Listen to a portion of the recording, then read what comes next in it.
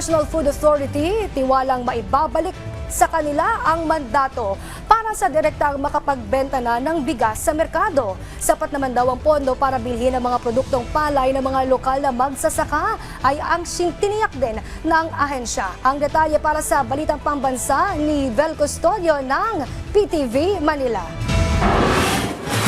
Kumpiyansa ang National Food Authority na maibabalik sa kanilang otoridad para sa direktang pagbibenta ng bigas sa merkado, lalo na't suportado ito ng Administrasyong Marcos para maging mas epektibo ang pagpapababa ng presyo ng bigas. Noon pa po hinihiling ng administrasyon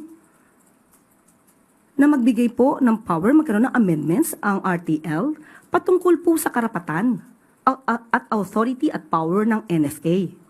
The Malacanang is fully supporting this initiative na mabalik sa NFA yung mandato na makapagbenta ng bigas sa merkado para sa gayon ay maganda yung buffer stocking system natin. At the same time, tame or ma-neutralize yung prices, makontrol. Sa panayam ng PTV kay NFA Administrator Larry Lacson, sa oras na maibalik sa kanilang authorization, maiiwasan ang profiteering dahil direkta nang i-deliver ang bigas sa merkado. Simula kasi nang maipasa ang Rice Tarification Law, limitado lamang sa kadiwa ng Pangulo, Food Terminal Incorporated at local government units ang maaaring makapagbenta ng NFA rice.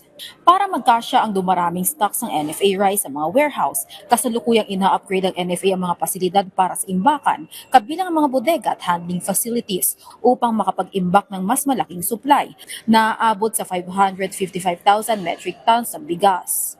Halos 7.17 milyon ng sako ng bigas naman ang buffer stock ng NFA na maaaring tumagal na 9 na araw batay sa huling tala noong April 11. Mahalaga ang pag-iimbak ng bigas para may mapagkunan ng bigas para sa mga apektado na sakuna kagaya ng bagyo at lindol. Samantala, iminungkahi naman ni Administrator Lacson na ibigay na sa Department of Agriculture ang control sa importation na kasalukuyang nire-regulate ng mga pribadong sektor, habang tututukan naman ng NFA ang mga programa para sa local production. Mula sa People's Television Network, Vel Custodio, Balitang Pambansa.